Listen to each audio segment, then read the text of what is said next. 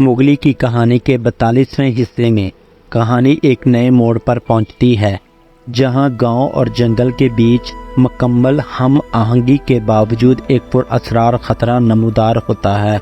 जंगल की खामोश फजाओं में एक अनजान दरिंदा दाखिल हो चुका है, जिसने जंगल के जानवरों और गांव के लोगों को खौफजदा कर दिया है।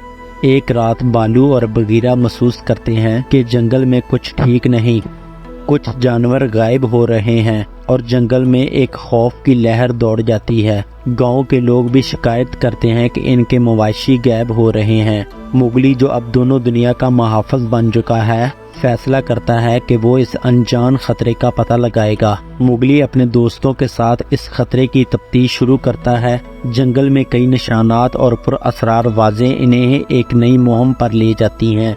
इन्हें मालूम होता है कि ये दरिंदा जंगल के पुराने इलाके से आया है, जहां पहले कोई नहीं गया था। बालू, बगीरा और दूसरे जानवर मुगली का साथ देते हैं, लेकिन इस बार खतरा पहले से ज़्यादा बड़ा और चालाक है। जब मुगली और इसके दोस्त इस अनजान दरिंदे का सामना करते हैं तो इन्हें पता चलता है कि ये दरिंदा अपने इलाके को बचाने के लिए जंगल में आया है। मुगली उसे नुकसान पहुंचाने के बजाय इससे बातचीत करता है और उसे एक महफूज जगह मुंतकिल करने की कोशिश करता है, जहां वो दूसरे जानवरों के साथ अमन से रह सके। मुगली की बहादुरी और हिकमत से न सिर्फ इस खतरे का खात्मा होता है, बल्कि जंगल के जानवरों और गांव वालों के दिल में इसके लिए इज्जत मजीद बढ़ जाती है। मुगली एक बार फिर साबित करता है कि वो जंगल और गांव दोनों का हकीकी मुहाफ़िज़ है।